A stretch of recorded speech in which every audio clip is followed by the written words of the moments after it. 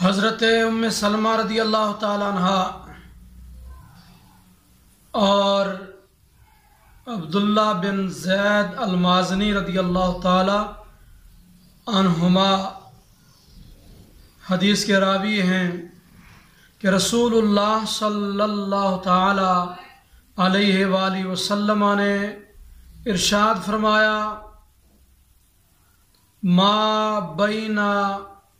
بیتی و منبری روضۃ من ریاض الجنہ، فرمایا کہ میرے گھر اور میرے منبر کے درمیان میں جو حصہ ہے وہ جنت کے باغوں میں سے ایک باغ ہے۔ اس حدیث پاک کو امام بخاری نے کتاب التطوع اور امام مسلم نے کتاب الحج اور امام نسائی نے کتاب المساجد کے اندر تخریج فرمایا۔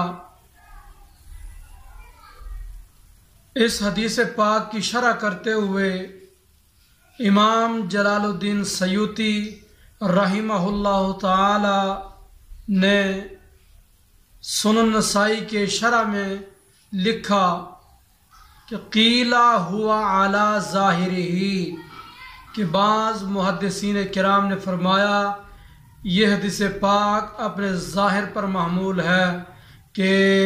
نبی پاک علیہ السلام کے گھر مبارک سے لے کر منبر شریف تک جو زمین کا حصہ ہے یہ جنت ہے۔